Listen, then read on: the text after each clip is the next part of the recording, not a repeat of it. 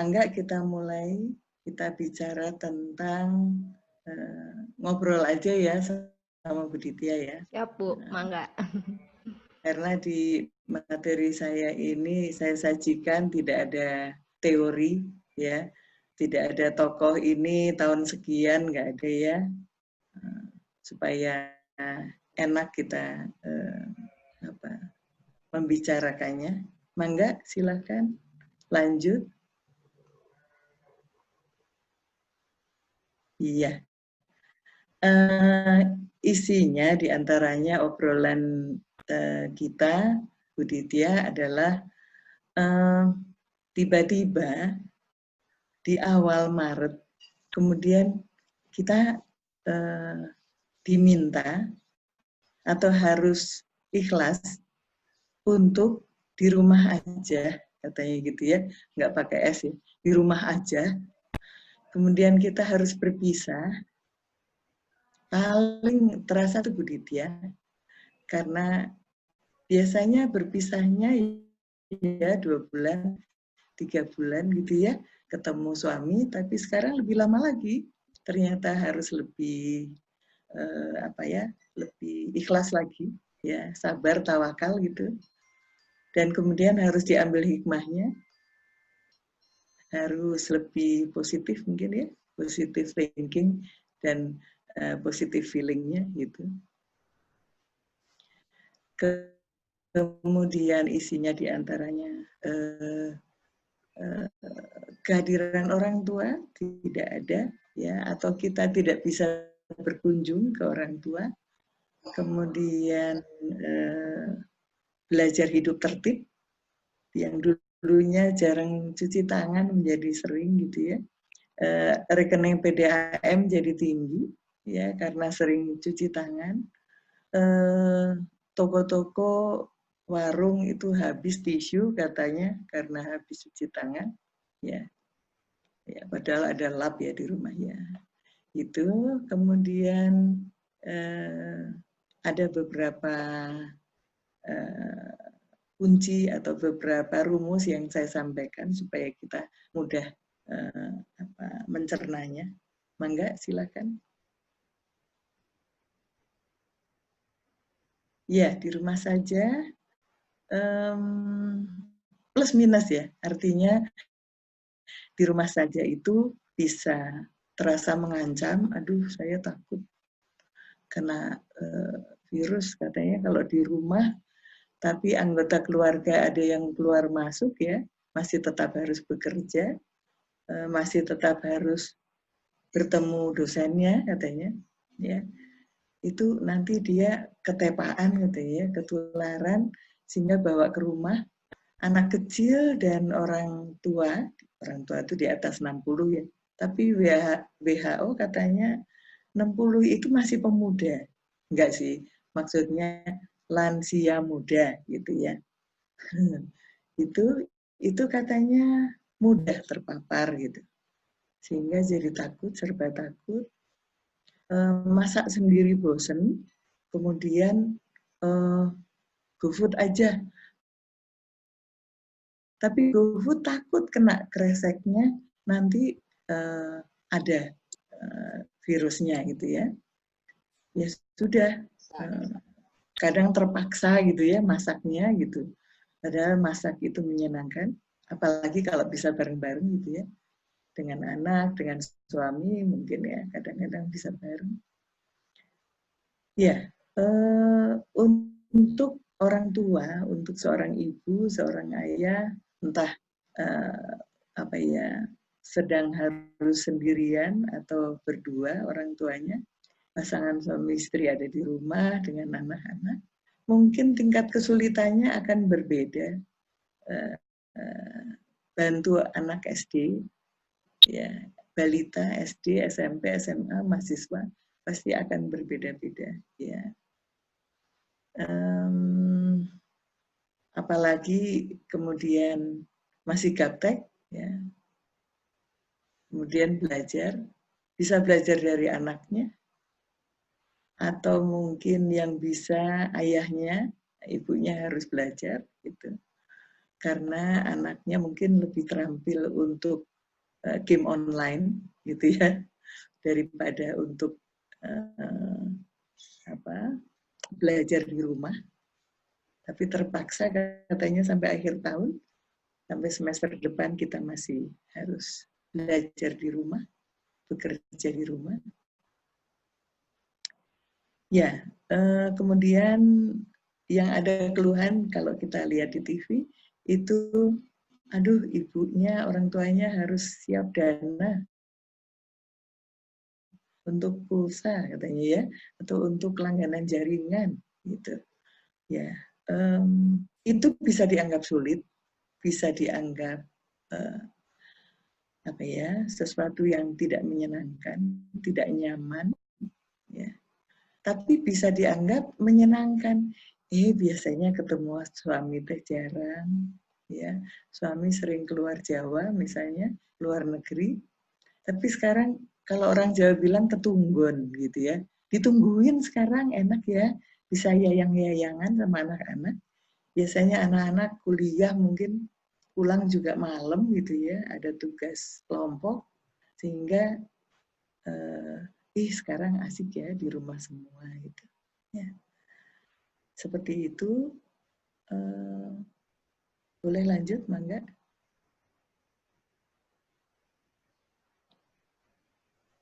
Ya.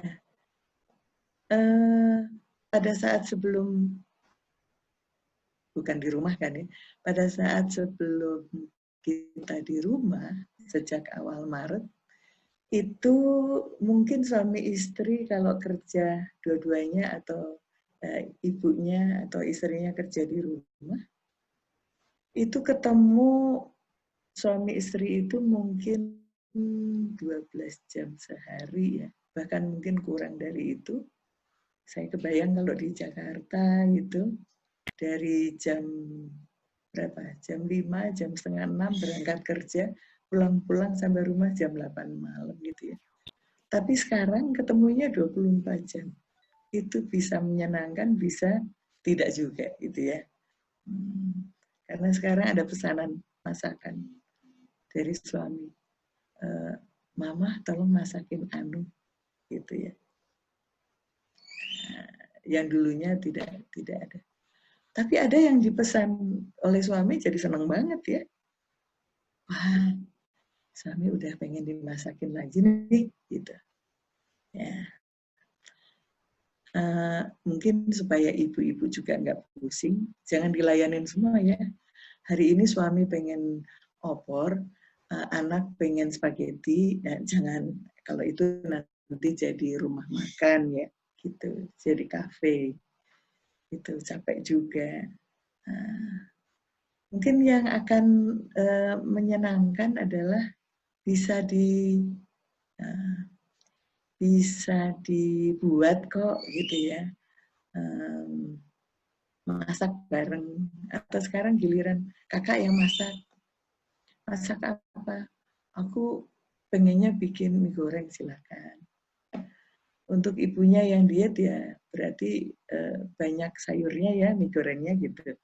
Ibunya makan sayurnya gitu. Ya. Kemudian bosan mungkin barbecue ya, bakar-bakaran gitu, barbecue barengan. Yang nggak usah mahal kan, nggak harus wagyu gitu ya, nggak harus. Bisa ayam, bisa ikan di kolam sendiri, bisa jagung ya, seperti itu. Banyak hal yang bisa dikerjakan bareng dan menyenangkan. Mungkin bisa cuci mobil bareng, nguras kolam bareng gitu, merawat tanaman. Ini tanaman udah meranggas nih, udah kurang kasih sayang gitu ya. Kalau kita perhatikan sebetulnya merawat tanaman itu, kalau kita ajak bicara tanamannya, banyak bunganya kok ya. Ya tentunya tidak hanya diajak bicara ya.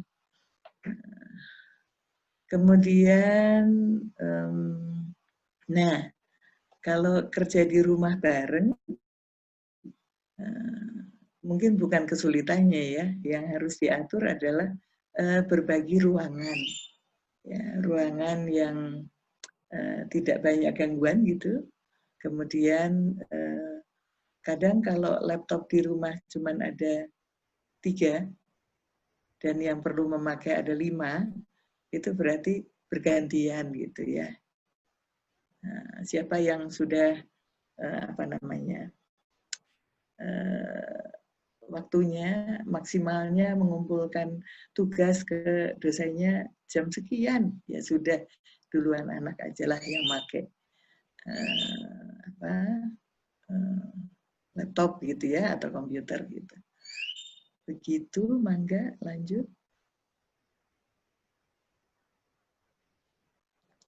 Iya, beribadah di rumah.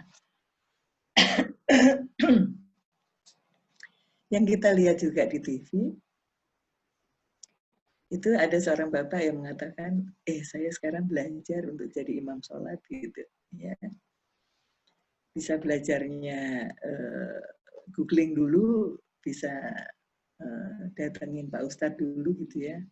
Atau memimpin kebaktian, mungkin biasanya ada bapak atau ibu pendeta yang datang ke rumah.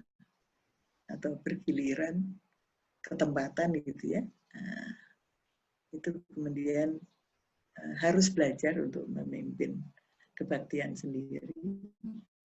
Gitu ya. Atau doa, kalau Katolik itu doa rosario bareng gitu ya. Nah, itu kemudian menjadi hal baru ya, yang karena biasanya jadi makmum aja gitu, misalnya.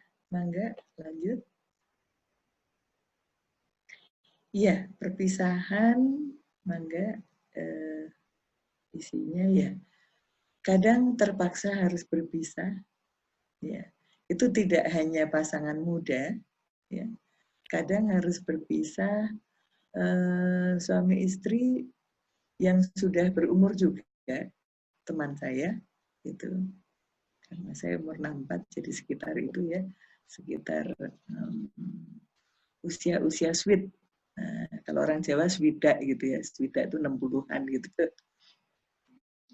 Ya, itu ada yang berpisah sampai sekarang karena suami menjadi dokter di Jakarta dan istrinya ada di Bandung. Ya, tentunya yang membuat obat kangennya bisa dilakukan, sosonoannya itu bisa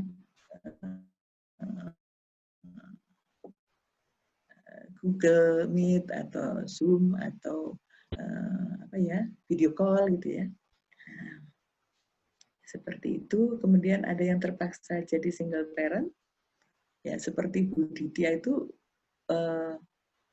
sempat ini kita ketemu meeting di Zoom, kemudian masih ngos-ngosan. Saya bilang, kenapa? Ini naikin layang-layang gitu ya, layangan sama anak gitu. Ya, yang biasanya mungkin sama bapaknya. Nah, ini bisa dilakukan seperti itu. Ya, anak belajar, yang adiknya mungkin belajar naik sepeda roda 4 dulu gitu ya. Nah, ya kebayang kalau saya umur sekian belum mantu, jadi saya membayangkan saya kalau sama cucu, aduh nanti ngos-ngosan ya, gitu. Walaupun pengen juga masih main bola gitu ya. Saya membayangkan saya punya cucu nanti umur berapa ya, insya Allah gitu. Doanya aja. Nah, peran ganda, ibu-ibu pasti sudah mahir.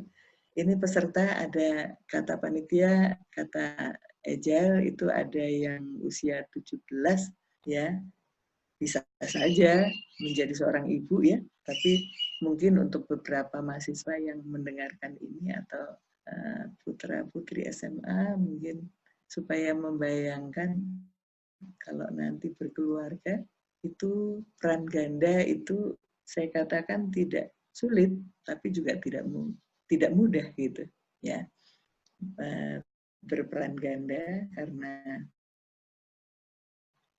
harus menyiapkan anak.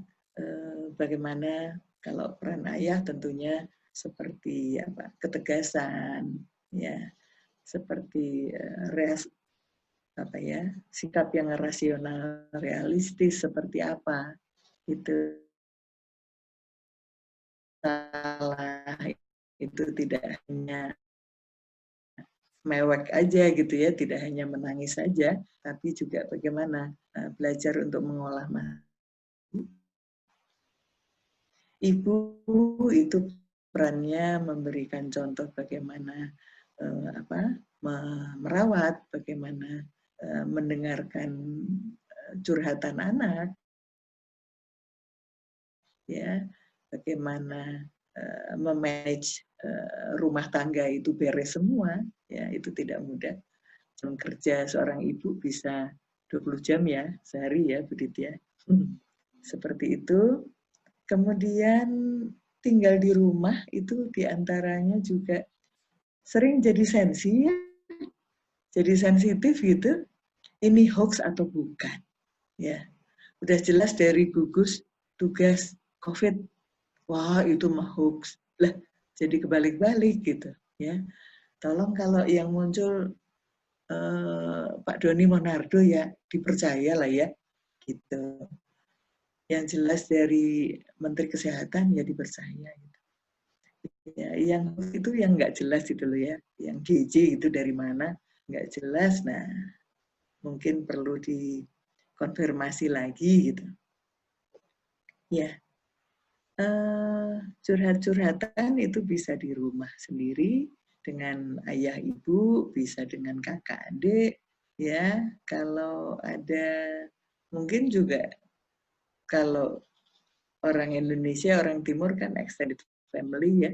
Jadi kadang ada ada bibi, ada paman, ya, sehingga itu bisa dilakukan di rumah, tapi bisa juga online ya, atau bisa WA aja gitu dengan teman atau dengan orang dewasa, orang yang lebih dewasa biasanya ya, yang dipercaya, yang tidak ember katanya gitu ya. Itu mangga lanjut. Apakah saya terlalu cepat? Tidak. Mudah-mudahan tidak ya. Cukup, Bu. Cukup Enak didengar. Iya. Saya kadang suara saya begini takut kalau pada ngantuk pagi-pagi ya. Ya, lanjut ketidakhadiran orang tua. Ya, artinya ketidakhadiran itu masa COVID ini atau sudah nanti menyambut new normal. Saya nggak yakin sekarang sudah new normal atau belum. Karena sekarang transisi kelihatannya ya, begitu. Kita tidak bisa berkunjung ke orang tua karena kita nggak tega juga. Jangan-jangan kita menularkan, tapi kita sehat walafiat karena kita fit gitu ya. Kemudian orang tua juga tidak bisa berkunjung ke kita, ya. Yang dipahami harus diterima, ya.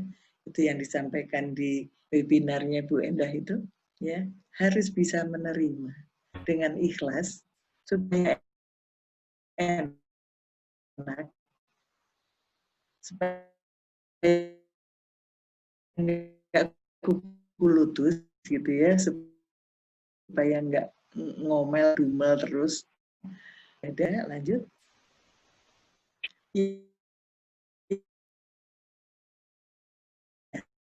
Hidup tertib.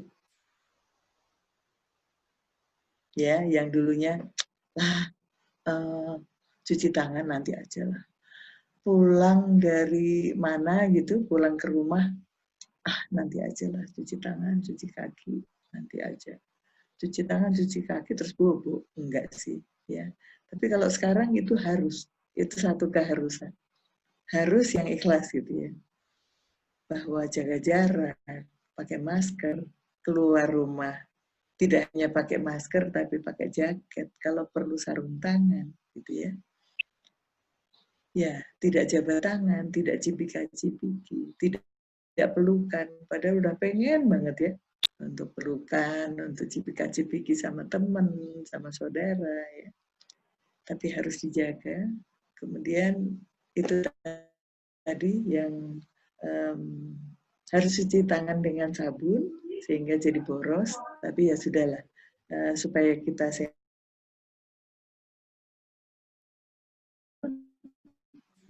Ya, sudah banyak video tentang bisa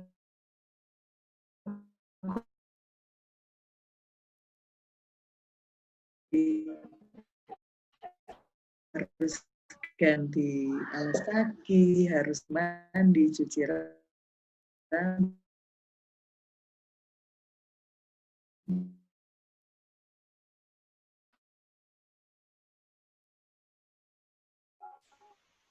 Soal kemandirian, ya, mandirian. Seperti saya, anak-anak sudah besar tua ya, udah dewasa banget.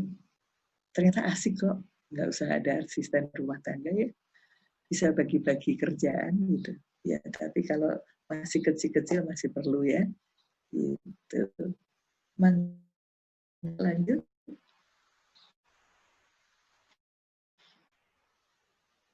Iya, saya mulai berikan yang mudah kita ingat-ingat. Saya berikan seperti rumus atau kunci. Ada 10 saling ya. Kalau di rumah, ya, apalagi kalau juga nanti sudah mulai kerja kita, itu juga di tempat kerja kita bisa lakukan ini. Ada 10 saling. Yang pertama, saling mendukung. Ya. Kalau ada keluarga, misalnya suami atau anak, terpaksa harus ngantor atau terpaksa harus ngampus gitu. Ya, cepet-cepet ya siapkan bekalnya, makanan, minuman ya. Mungkin kalau alhamdulillah kalau sudah bisa menyiapkan sendiri, ya itu siapkan bekal, makan, minum supaya nggak usah harus jajan, karena jajan katanya ngeri juga gitu ya. Ya, bisa sih Bismillah 50 kali juga bisa, tapi tetap ragu-ragu gitu ya. Tapi akan lebih enak, lebih tenang, lebih merasa aman kalau kita bawa bekal sendiri. Kemudian saling mengingatkan, ya, sudah bawa masker, sudah dipakai, sanitizer sudah ada di di tas misalnya ya, jaket jangan lupa gitu. Nanti kalau sudah terus diingatkan setiap saat, seperti anak saya terus katanya gini, semua sudah saya bawa Bu, tinggal kompor yang belum saya bawa, katanya gitu ya. Nah, itu bodorannya karena kadang-kadang bosan kali ya, ibunya cerewet banget gitu ya. Tapi begitu ibunya nggak cerewet, katanya anak-anak, aduh ibu sakit ya, kok ibu diem aja, ibu sakit ya. Jadi cerewet itu kadang-kadang afektif. Cerewet itu kadang-kadang penuh kasih sayang juga gitu, karena mengingatkan. Kemudian saling mengerti, saling mempelajari. Begitu anak mau curhat, ya, untuk anak-anak yang sudah besar mungkin begitu orang tua mau curhat jangan ditolak dulu ya, dengerin aja. Ya, kadang-kadang didengar itu sudah sangat melegakan. Kita menjadi telinga yang baik saja. Ya, kadang-kadang tidak perlu saran dari kita. Ya, curhatan didengar saja itu sudah lebih enteng katanya ya, karena unek-unek ini sudah disampaikan ke keranjang sampah gitu ya. Kita keranjang sampahnya, ya, itu ikhlas saja untuk mendengarkan. Ya. Mudah-mudahan itu juga berpahala itu, amin. Ya, kemudian saling memotivasi, artinya saling menyemangati, membesarkan hati. Aduh saya kok nggak enak badan ya, ini saya agak demam-demam. Oh, mudah-mudahan mau flu aja gitu ya. Dibuatkanlah wedang jahe ya katanya gitu. Gitu aja. Jangan, aduh, jangan-jangan itu COVID. Oh, udah serem duluan ya. Tapi dibesarkan hatinya dengan gejala-gejala ini, oh mungkin flu aja. Ya, kita lihat saja apakah demamnya itu lama, gitu ya. Berarti harus segera konsultasi dulu, ya. Mungkin telepon dulu atau WA dulu ke dokter atau ke saudara yang dokter. Nah, kalau Bu Endah ke suami yang dokter itu ya, gitu. Kemudian saling menjaga, ya, jaga anak-anak, anak-anak jaga orang tua, ya. Dijaga artinya diperhatikan, ya, dipantau. Ya. Setiap pagi kita ketemu sarapan, mungkin selamat pagi semua, Ibu sehat, ya. Rasanya bagaimana itu saling cek recek gitu ya antar keluarga. Kemudian saling memfasilitasi tadi ya, memfasilitasi waktu ya supaya sempat curhat, memfasilitasi dengan ada jaringan selalu di rumah ya, itu. Kemudian saling menyayangi ya.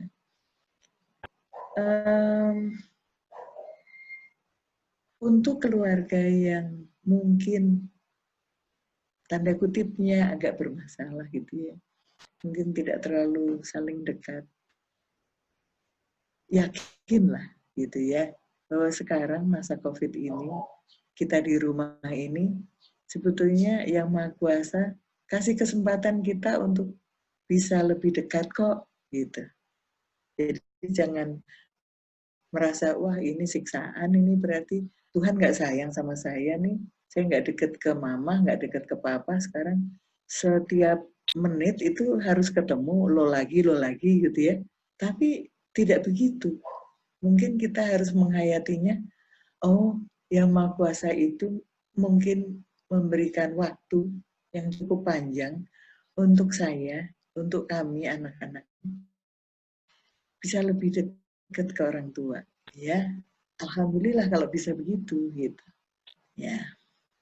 Ya awalnya mungkin masih kagok gitu ya, tapi lama-lama canggung, lama-lama bisa lebih enak. Ya, insya Allah begitu. Kemudian bisa saling menghargai, ya, saling menghargai, saling menghormati, ya. Abong-abong semua di rumah, terus WA mama mau saya lihat WA-nya papa mau saya lihat ya, jangan juga ya. Coba dihormati deh, dihargai. Orang tua juga jangan begitu. Ini sekarang di rumah semua, anak lagi mandi, saya periksa deh rumah.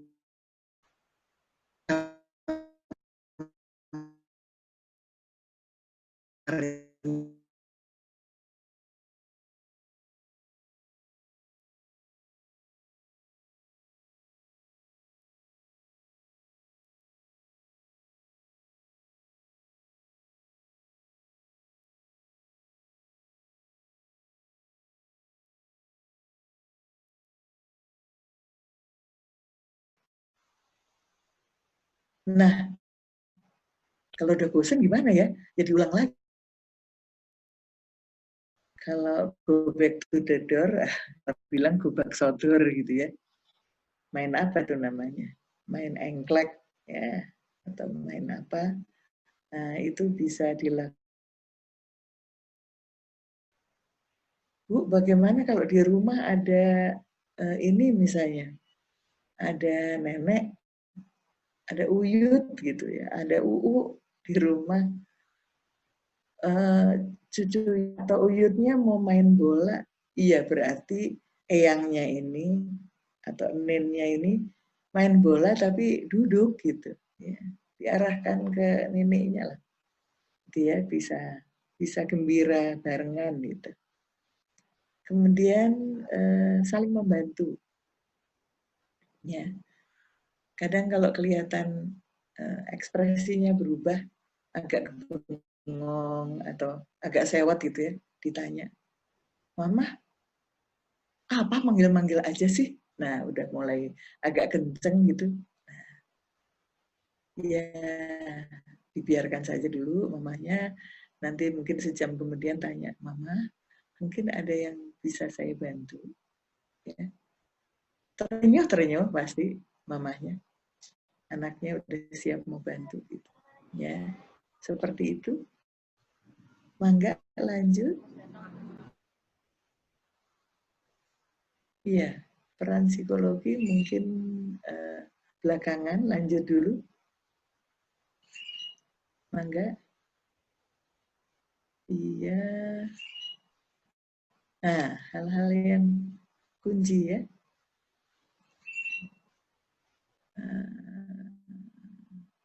Ya, kita lakukan protokol perlindungan ini dan juga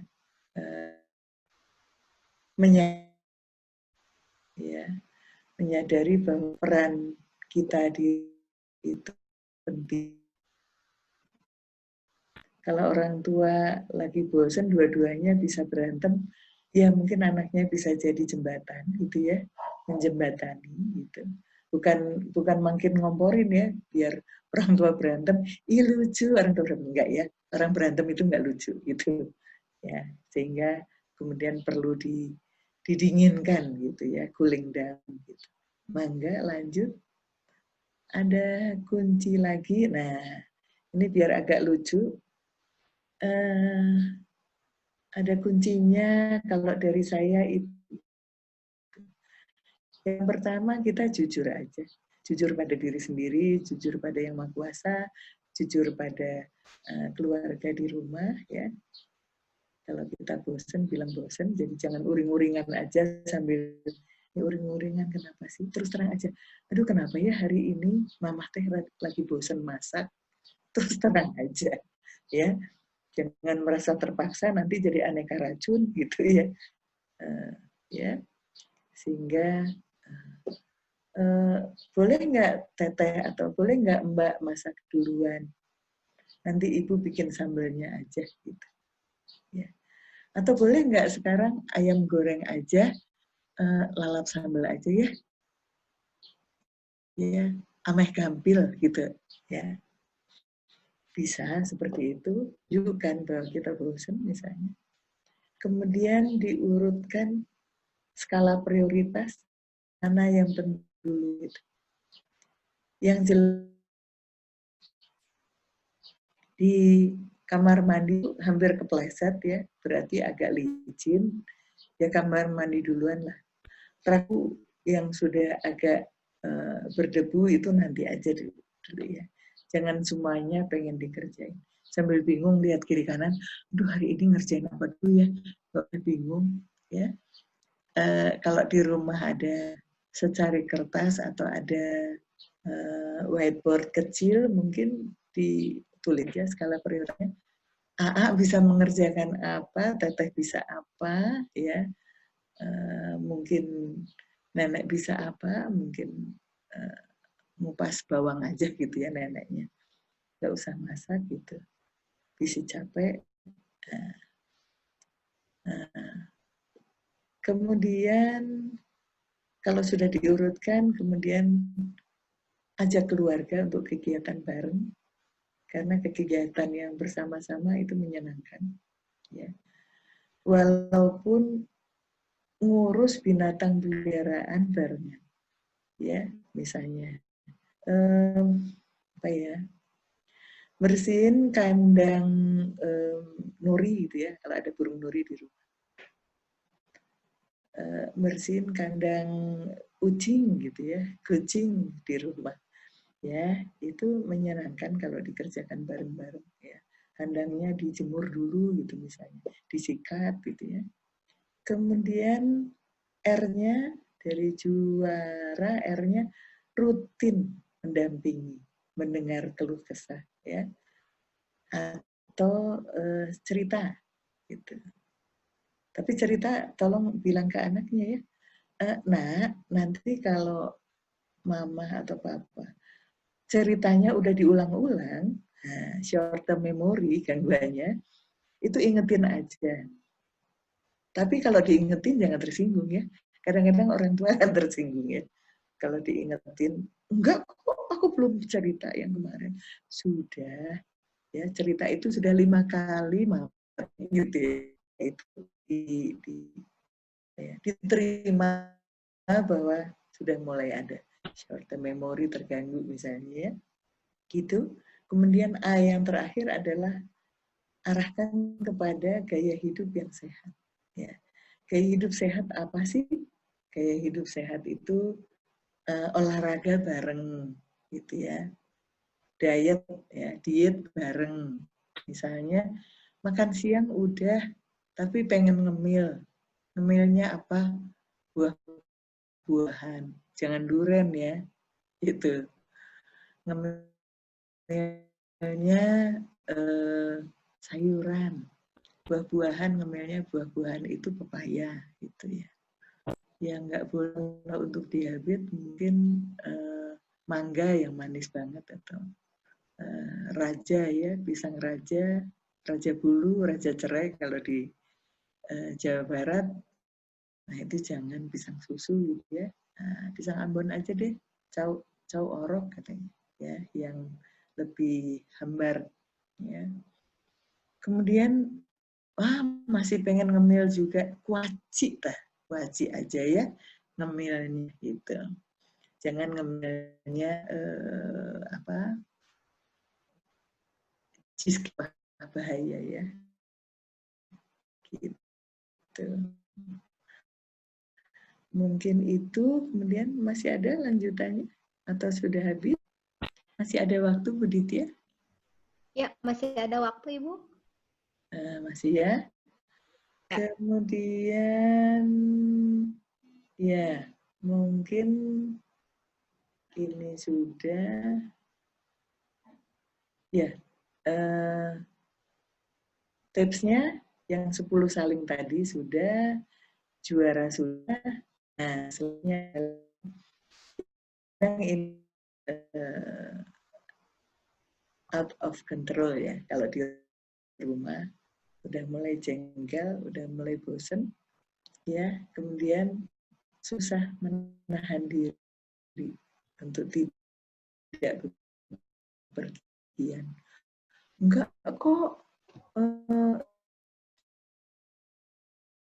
cuman mau motoran keliling aja. Begitu ada kafe yang buka, enggak cuman parkir aja katanya gitu.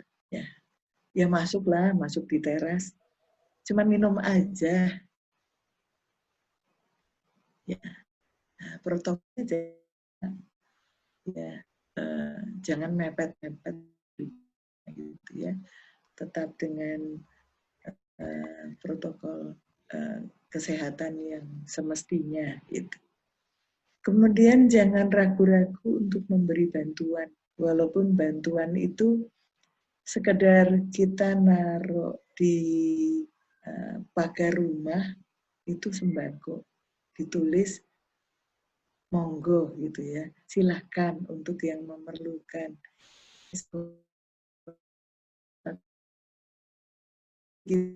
Lihat ada yang sangat membutuhkan dan mengambil ya dalam rumah kita, alhamdulillah gitu ya. Atau kita mendengarkan keluhan, ya keluhan tetangga telepon, Bu boleh nggak ngeluh bentar aja 5 menit aja, iya mangga gitu ya, didengar aja. 13 ternyata ya, 5 menit, 10 menit, 20 menit, 30 menit.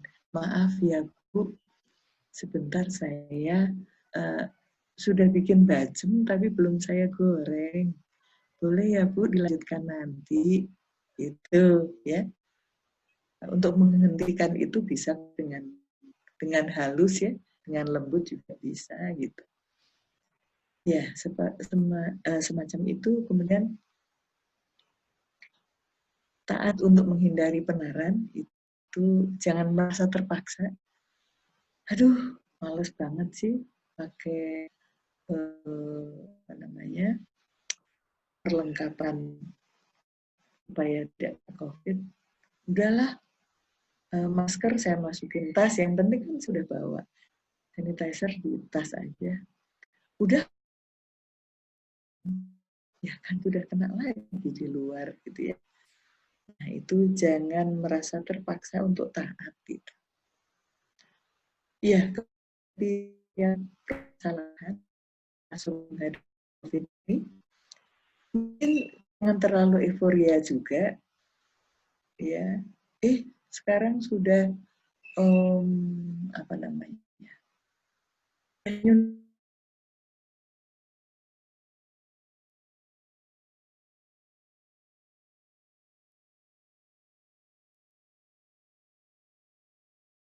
Jadi semuanya jangan lebay lah, gitu ya.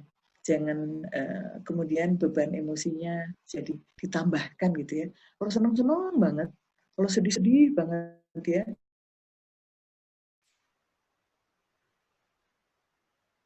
Apa ya, paling sedih sedunia itu. Orang yang paling sengsara sedunia, enggak juga. COVID dihadapi sedunia kok, gitu ya. Semua orang mengalami itu. Dan ternyata banyak juga yang sudah new normal, ternyata kembali lagi. Ya, lagi apa namanya, grafiknya masih datar atau masih naik gitu, sehingga masih harus ada. Ya, mungkin itu masih ada materinya. Masih Ya, ada Bu, satu slide lagi.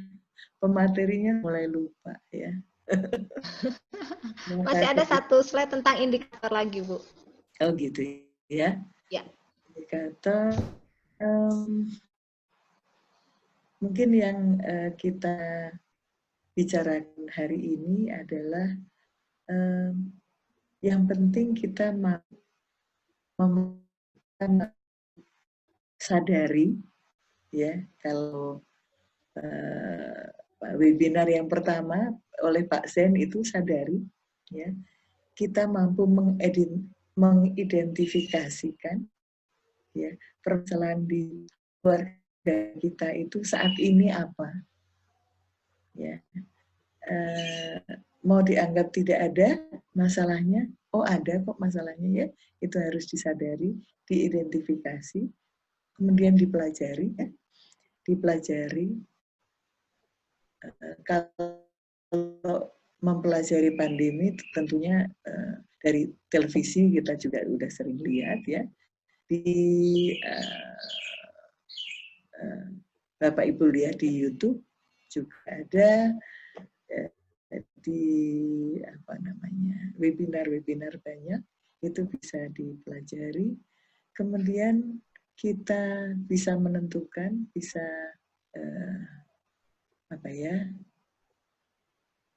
mengukur situasinya masih ringan keluarga kita ya, atau sudah mulai harus harus konsultasi dengan dokter, atau sudah harus dalam detik ini juga ke UGD gitu ya.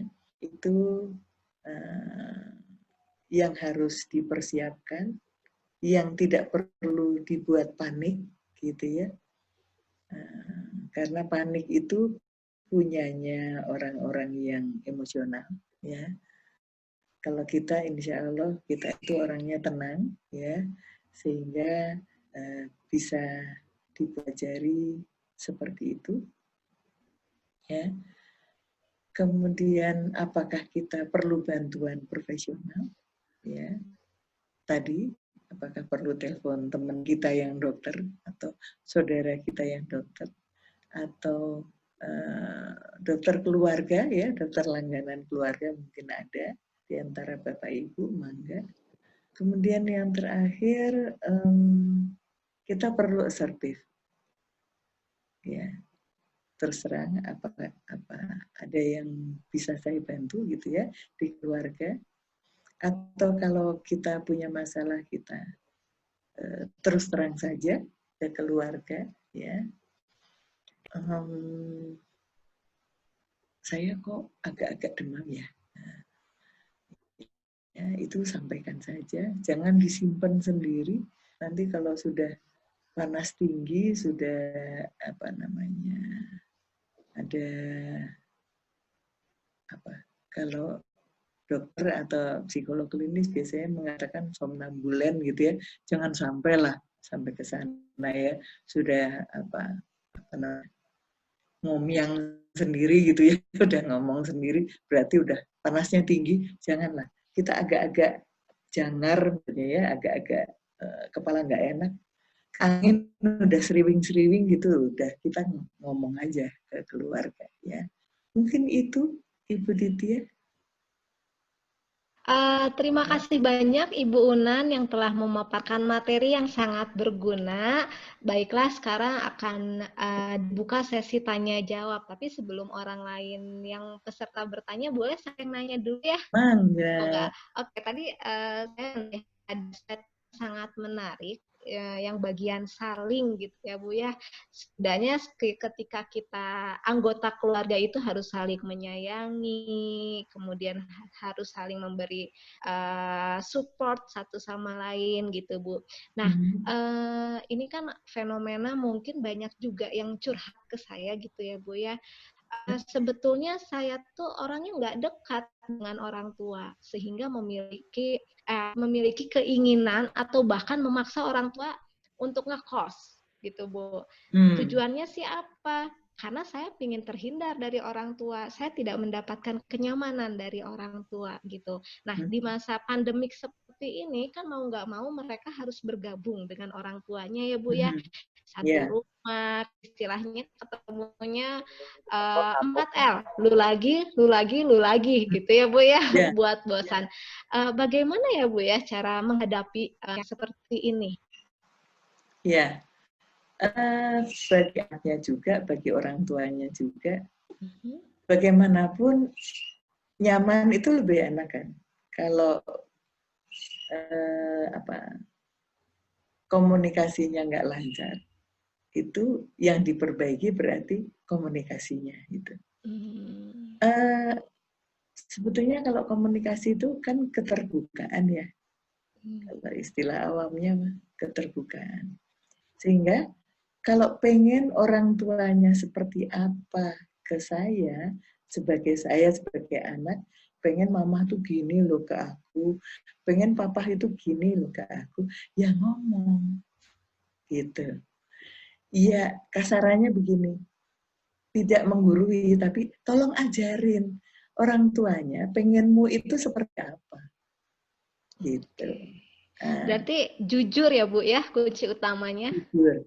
Yang juara tadi itu jujur.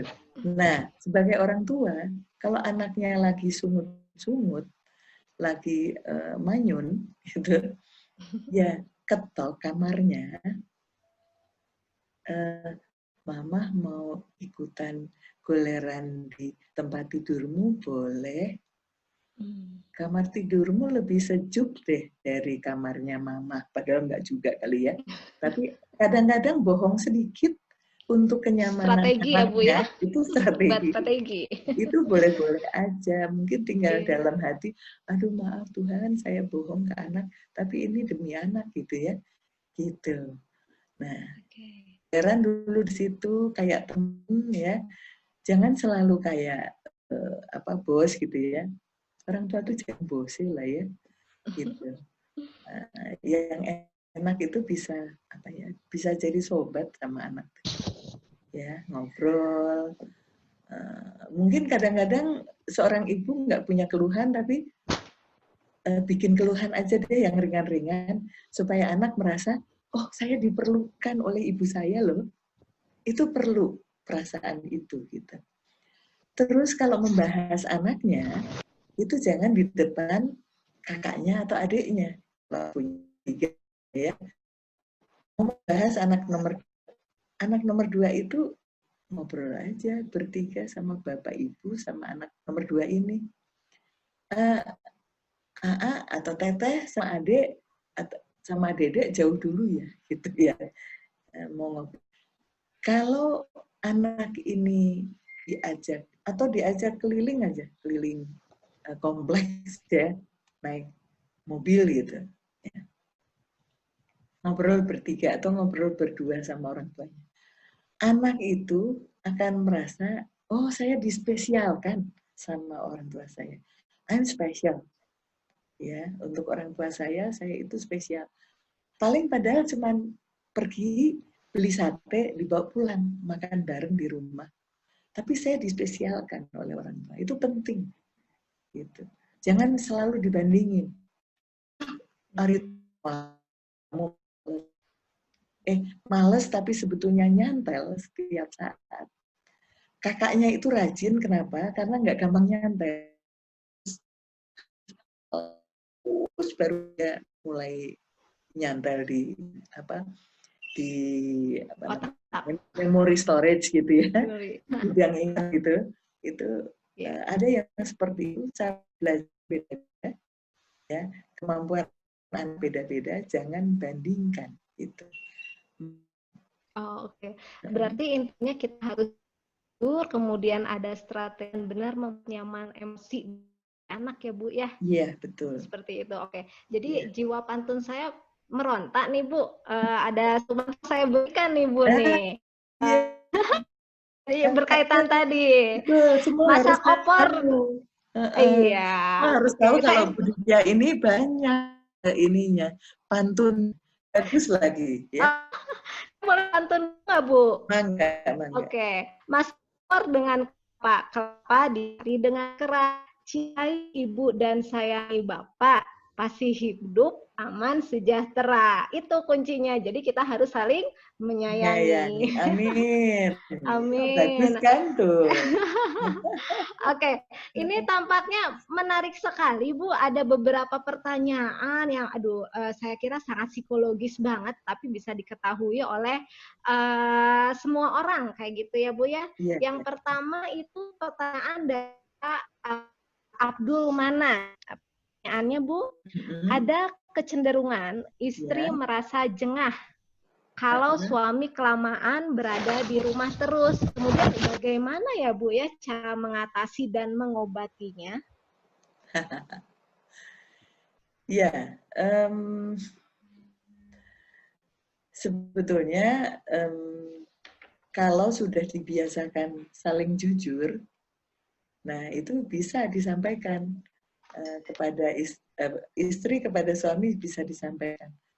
Aduh, Papa hari ini di rumah lagi, gitu ya, supaya jengahnya itu kelihatan sekalian gitu. Terus, aduh, Papa harus kemana ya, gitu. Ya udah, sekarang saya kasih bekal ya, di kamar aja 2 jam aja gitu ya.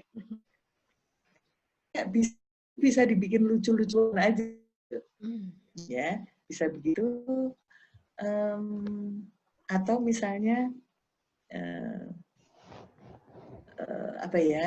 exercise deh, lari gitu, lari sekarang Papa lari keliling kompleks, mamahnya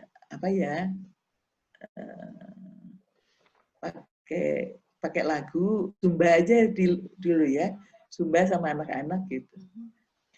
Atau Zumba di kalau sekarang apa sih namanya, Gemu Famire apa namanya, ke kiri, nah itu. Nah itu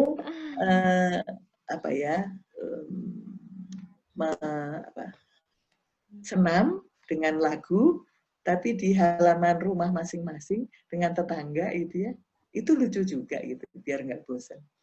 Tapi bapaknya lari masing-masing gitu, keliling. Jadi ada mungkin skip sekian lama nggak ketemu dulu gitu. Tapi kalau itu disadari, menarik kok. Artinya itu akan menjadi satu selingan dari suami istri itu. Jengahnya, bosannya ketemu terus, itu bisa dibuat lucu kalau ternyata disampaikan dan dicari jalan keluarnya seperti itu. Gitu. Oke, berarti secara tidak langsung seorang suami juga harus bisa mencairkan suasana ya Bu ya, jangan terbawa emosi gitu ya. Betul, betul. Ya, karena Ya, kan pada dasarnya kalau perempuan itu pinginnya diperhatikan, berpikirnya ya. secara emosional, sedangkan kalau Perempuan suami kan afektif gitu ya. afektif. Iya, Kalau kalau suami laki-laki kadang rasional dan ada gengsinya. oh seperti itu ya Bu ya. Ya, saya tidak apa ya, enggak maitu itu apa ya? Saya tidak heran Mhm, untuk laki-laki orang Indonesia atau orang Timur. mhm, Kenapa? Karena oleh kultur kita, mhm. Oh, bukan ladies uh, first kalau justru ya Bu ya? kalau di bule iya Oh, kali ya, tapi kalau mhm, di sini secara apa kultural sosiologis mhm, kali mhm, mhm, ya kita ingat saja Raden Ajeng Kartini itu kan mhm. berjuang untuk supaya Ya, perempuan itu boleh emansipasi. sekolah juga gitu ya. Dulu Iya kan iya iya. memang wes uh, apa genduk gitu ya, wedok itu nggak usah sekolah lah. Pokoknya yang pinter nyambel, bisa ngurus anak selesai gitu ya. Oke. Konco wingking katanya gitu. Ini maaf saya banyak istilah Sunda dan banyak istilah Jawa. Mohon maaf supaya nggak terlalu teoritis gitu ya. Ya seperti itu. Mhm, Kalau sekarang kan partner ya, suami mhm, istri itu mhm, partner. Karena istri juga bekerja, istri juga berpendidikan. Nah, sehingga kadang-kadang perempuan itu perlu begini loh. Sebetulnya enggak. Saya kalau cari, saya sebagai istri cari hari ini atau saat ini, saya nggak salah, tapi harus minta maaf ya udah. Papa aku minta maaf ya yang tadi, padahal nggak ada tuh salahnya. Tapi itu melegakan untuk suami dan nggak apa-apa. Oke-oke aja. Ya, jangan merasa tersiksa untuk minta maaf. mhm. Karena banyak minta maaf itu baik-baik saja gitu ya, Iya. melegakan banyak orang. Termasuk kadang kita perlu minta maaf ke anak kita. Ya, si orang tua minta maaf anak. Ya, yang nggak perlu minta maaf itu Tuhan yang Maha Kuasa. Karena yang sempurna. Kalau orang kan nggak sempurna ya, Iya. mungkin kita nggak sadar kita bikin salah, udah minta maaf aja. Dan itu melegakan dan Mhm. membuat semuanya jadi enak. Gitu. Oke. Mangga. Iya, berarti salah satunya istri juga harus menjadi penyejuk hati bagi suami ya, Iya Bu, ya? betul. Ya, salah satunya Bikin adalah bikin dengan cara kekerasan di rumah gitu ya. bikin betah di Betah di rumah rumah, itu. iya. Mungkin yang cukup penting juga adalah yang tadi kata yang bisa saya ambil adalah memaafkan ya Bu Ya, ya. Saling memaafkan dan meminta maaf. Kenapa? Ketika seseorang forgiveness itu atau meminta maaf itu bagi kita sendiri yang memaafkan kan terhindar dari pikiran negatif dan betul. bisa menyehatkan jiwa dan pikiran ya Bu Iya, ya betul. pastinya. Kalau Oke. secara agama mungkin iya kalau dicabut nyawanya 10 tahun lagi. Kalau nanti 5 jam lagi gimana gitu ya kalau nggak minta maaf gitu kan. Ya, Gitu. oke. Izin ke pertanyaan berikutnya ya, ya. Ini Ya, ada pertanyaan dari Ibu Aminah Rahmawati. ya. Bagaimana cara memberitahu anggota keluarga yang ngeyel nih Bu, tidak mau pakai masker dan cuci tangan jika keluar rumah atau bahkan masuk keluar rumah itu kan pasti bawa virus ya Bu ya setidaknya, tapi nggak Ya. mau tuh cuci tangan. Gimana ya Bu ya cara ngasih taunya biar masuk gitu? Gimana ya? Mungkin yang disampaikan gini. Mungkin Bapak atau kamu, mungkin kamu itu fit. Nah, bagaimana kita tahu tubuh mama atau tubuh papa atau tubuh nenek atau tubuh adik kita itu sedang tidak fit. Fit dan tidak fit kadang-kadang kan susah. Kita bukan dokter misalnya ya, yang setiap saat kita ukur. Nah, mungkin bisa dari situ bahwa kalau kamu fit, kamu nggak tertular iya, tapi kamu bawa ke rumah dan anggota rumah ada yang nggak fit, itu bisa kena. Mungkin contohnya dari beberapa informasi di televisi misalnya ya, bahwa ada waktu Lebaran kemarin ada yang maksa pulang ke Jawa Tengah atau ke Jawa Timur, saya lupa. Itu mertuanya atau kakak neneknya ada yang meninggal karena tertular dari keluarga muda ini datang dari mana gitu. Nah itu apa ya, bisa disampaikan ada informasi ini ya, bahwa ini bukan hoax gitu ya, informasi ini itu bisa disampaikan. Mungkin yang apa, yang perlu terus menerus pemberitaan ya kali ya. Ya. Pemberitaan tuh memang nggak boleh bosan-bosan ya. Kadang-kadang kalau saya lihat beberapa stasiun TV kita itu nggak selalu diberitakan. Ada yang rajin, ada yang tidak.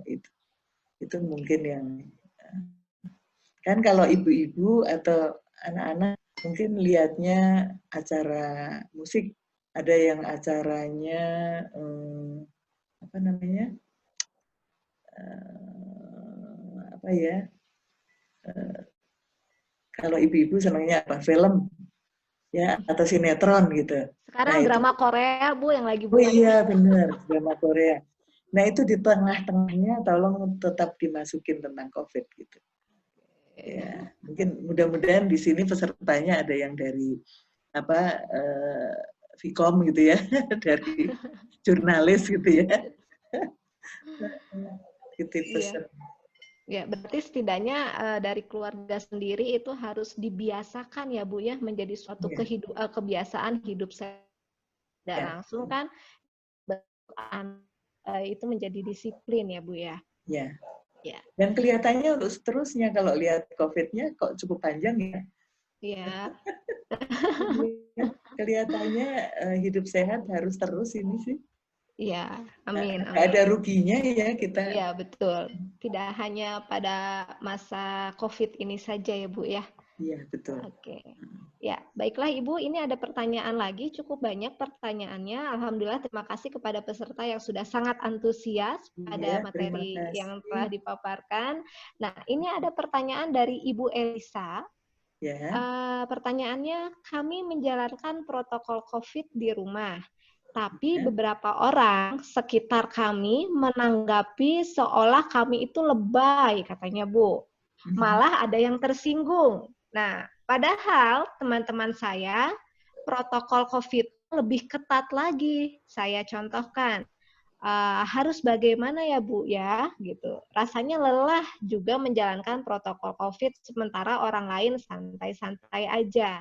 Jadi saya merasa berbeda sendiri gitu Bu. Bagaimana ya menanggapi orang-orang yang mungkin menganggap remeh terhadap protokol kesehatan itu? Iya, ada keluhan seperti itu, misalnya begitu. Ah, kenapa sih Bu salaman aja nggak mau? Gitu ya. Kalau salaman buru-buru pakai sarung tangan katanya. Emang saya ini punya penyakit apa, HIV, AIDS apa katanya gitu. Ya tersinggungnya sampai begitu, terbuka. Mohon maaf karena kami serumah ini sedang tidak fit, mungkin begitu ya. Jadi disampaikan bahwa bukan lu ya, bukan ya. Ini bukan masalahmu, tapi masalahku gitu. Jadi mohon maaf karena di keluarga saya ini sebagian besar lagi nggak fit gitu. Mohon maaf kalau saya menjadi kurang sopan misalnya. Mungkin tetap dengan santunan kita gitu untuk menyampaikan bahwa it's not your problem, it's our problem kami gitu ya. Iya helm ya. Jadi itu sambil Punten di unmute. Unmute. Mute sudah. Ya. Mangga. Ya, berarti setidaknya kita juga berhak untuk memperingatkan kembali dengan cara yang sopan ya, Bu, ya? Iya, betul. Oke, ya. Kita lanjutkan dari pertanyaan Bapak Indra Bangkit Komara, Bu. Ya. Pertanyaannya adalah, bagaimana cara kita menghadapi siswa yang mengalami gejala cabin fever, atau istilahnya cabin fever itu anak-anak yang memiliki perasaan negatif seperti mudah murung, mudah tersinggung, kayak gitu, Bu. Sementara siswa tersebut sangat introvert sekali dan tidak mungkin untuk melakukan konseling tatap muka. Nah, ini klinis banget nih, Bu. Jadi gimana nih untuk kita memberikan semangat kepada siswa tersebut? Iya, berarti bisa video call ya ke siswa tersebut, bisa video call, walaupun mungkin jaraknya dekat, sebetulnya bisa ketemu ya. Ini Pak Guru ya? Iya, kalau dari namanya Bapak Indra, Pak Guru. Pak Guru ya. Kalau anak yang gitu mungkin di SMS atau di WA dulu, boleh nggak kita video call sebentar gitu ya. Kan kalau begitu nggak langsung ya tatap muka gitu. Atau kamu boleh loh curhat lewat WA, tulis aja di situ, nanti jawabanku tertulis juga. Jadi konseling tapi tertulis nggak apa-apa gitu. Atau sampaikan bahwa mau ke ahlinya bisa. Ini kalau nggak salah Agile ini mau bikin ini ya, mau bikin konseling daring ya. Ya, mungkin dari Agile ini, dari Agile, mungkin bisa membuat satu program, kita bisa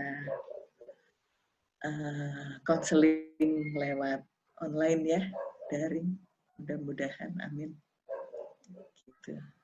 Iya, berarti dengan tanpa tatap muka, dengan melalui media sosial atau SMS itu juga bisa ya Bu ya kita melakukan pendekatan kepada anak-anak atau mahasiswa yang mengalami cabin fever tersebut ya Bu ya. Karena ekspresi in vitro gitu ya, ekspresi in vitro itu berarti nggak in vivo ya, in vivo kan ketemu ya. Ekspresi in vitro itu bisa kok kita mengolah bahasa, kita mengolah tulisan itu bisa ekspresif kok, gitu, ya. Kan apalagi kalau WA itu bisa pakai gambar-gambar ya, ada menangis, ihi-ihi, ada apa itu, uhu-uhu itu bisa, gitu. Bisa dibaca dari ekspresinya itu ya, simbol-simbol yang ada di ketikan tersebut ya Bu ya. Ya bisa. Dan itu bisa melegakan kok. Katarsis mungkin ya Bu ya, bisa sekalian katarsis. Ya, bisa. Iya, mungkin itu Bapak Indra bisa dicoba mungkin dengan pendekatannya kita SMS terlebih dahulu. Semoga anaknya bisa respon juga membalas SMS-nya.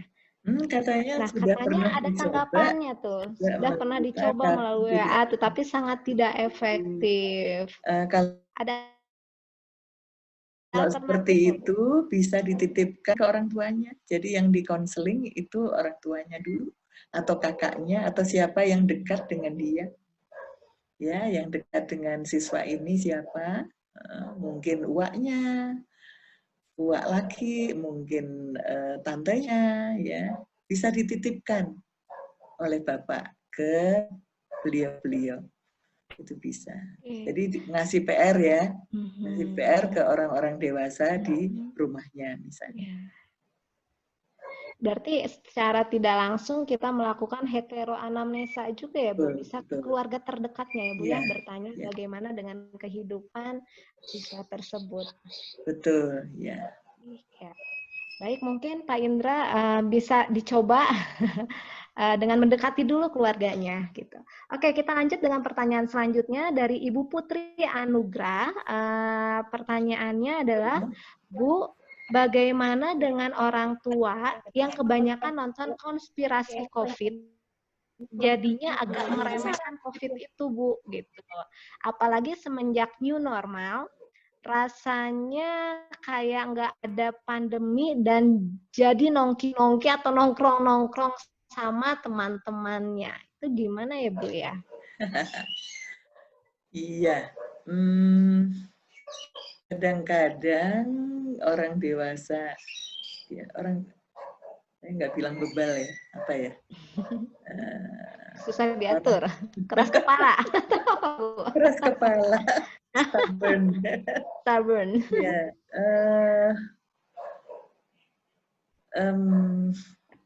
gimana ya? Kadang-kadang seperti itu perlu dipanggilkan ahli. Oke. Ya. Ahli itu misalnya siapa ya, Bu ya? Yang dikatakan ahli itu? Kalau saya kebayangnya orang dari gugus, ya, atau kita rekam pernyataan dokter, misalnya dokter di rumah sakit besar rujukan di Jakarta misalnya, mana Cipto dari Wisma Atlet misalnya ya, seperti itu di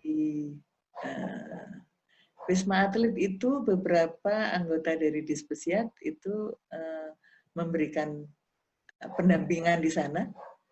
Itu juga ada di YouTube, bisa dilihat, itu bisa ada rekamannya. Sehingga bukan kita. Jadi apalagi kalau kita statusnya anak ya. Anak ngasih tahu orang tua nggak mau denger tuh. Ya. Apalagi orang tua yang meyakini bahwa dia itu asistennya dewa gitu ya. Asistennya dewa. Jadi dia tuh serba tahu, dia serba mengerti, dan dia itu punya tameng yang cukup kuat, jadi dia nggak akan kena COVID lah, katanya gitu ya. Nah, seperti itu anaknya nggak bisa mengguruinya, sehingga perlu ada ahli atau perlu ada rekaman dari ahli yang ini loh, ini bukan kata saya loh, gitu. Ya, seperti itu. Oke. Berarti butuh orang yang istilahnya ahli gitu ya, Bu ya, untuk berdiskusi langsung lebih baik ya sama orang-orang ahli itu dengan cara mungkin memberikan contoh realnya apa yang kejadiannya. Ya. Lah anak saya kan anak kemarin sore. Ya katanya gitu ya, bau kencur katanya masih anak kemarin sore, tahu apa sih katanya gitu ya. Sehingga kasihlah orang yang memang sangat tahu gitu. Ya. Nah, ada pernyataan lagi dari Bu Putri, kata Bu, padahal anak tersebut itu sering katanya Bu nonton TV dan nonton pernyataan dokter tentang COVID, tapi tetap aja katanya Bu.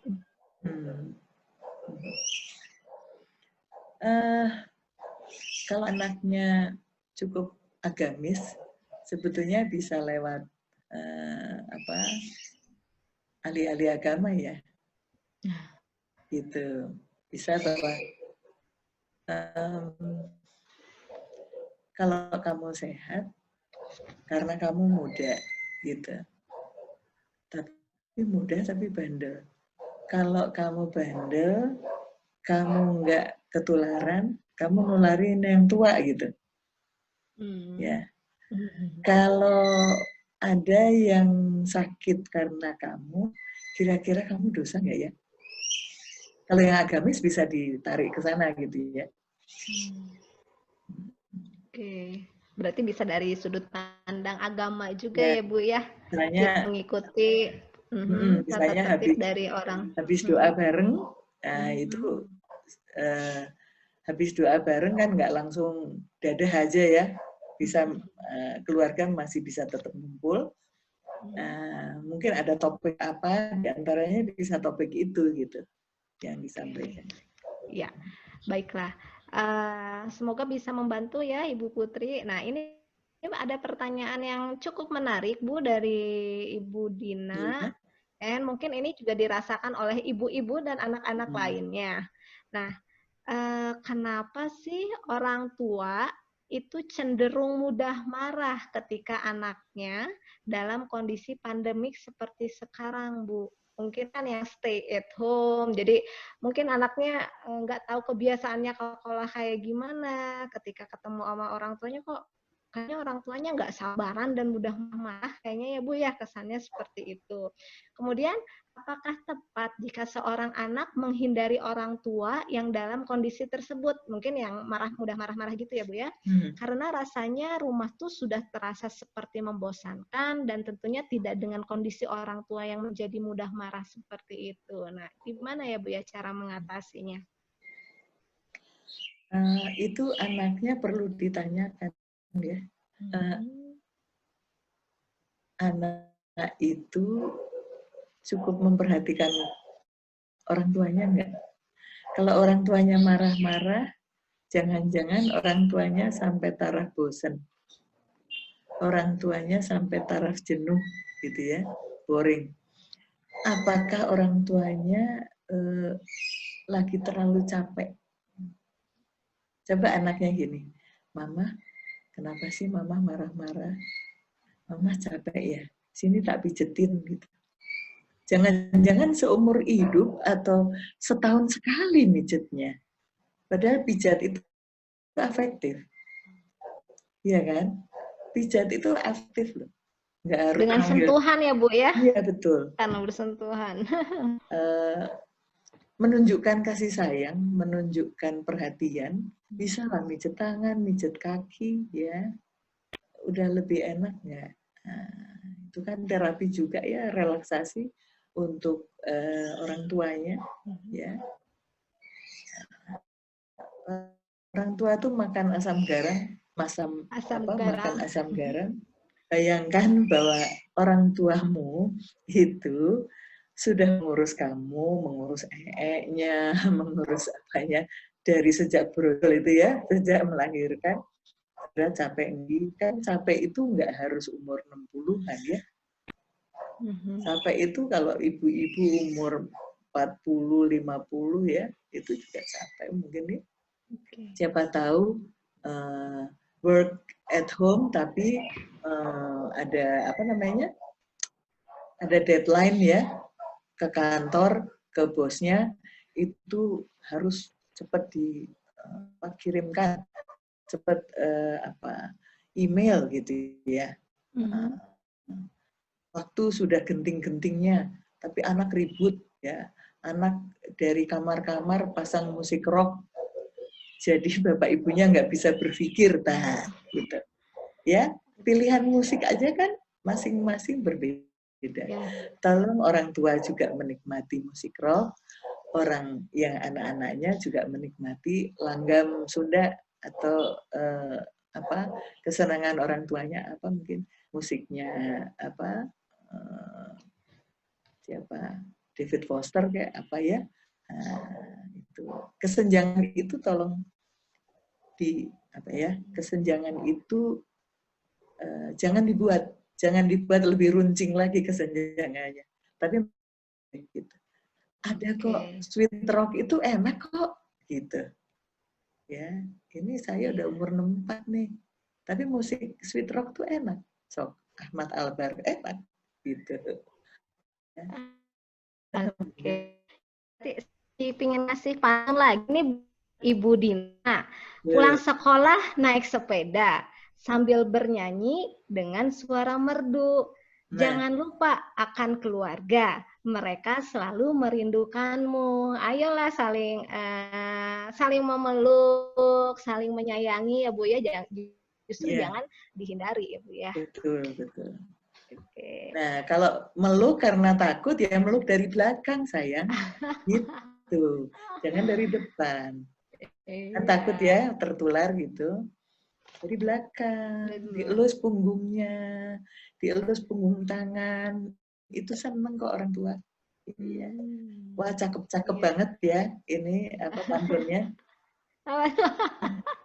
Ya, oke, saya izin mengajukan pertanyaan dari Ibu Lutfiah Dinda Irena. Enggak.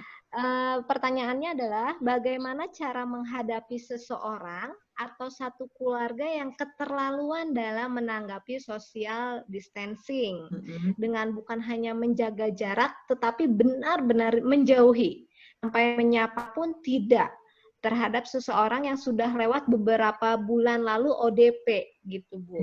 Sampai-sampai jadi seperti menanamkan kebencian terhadap anaknya yang masih kecil terhadap orang tersebut. Iya, supaya nggak berkembang nanti jadi apa namanya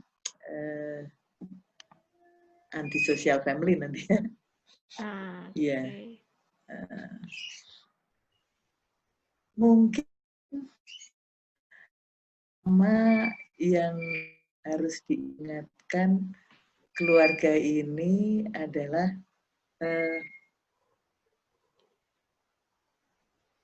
COVID ini punya orang seluruh dunia gitu.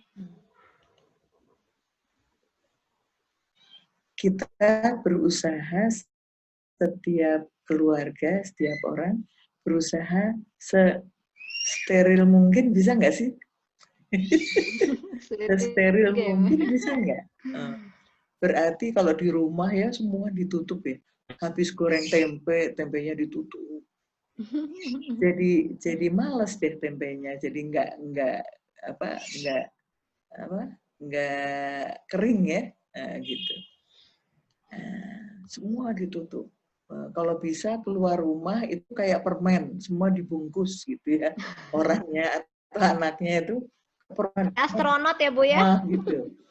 Padahal yang perlu begitu tuh dokter, ya, para medik yang memang mengurus yang sudah positif, gitu ya. Memang ada sih yang seperti itu ya, sehingga mungkin dikirim beberapa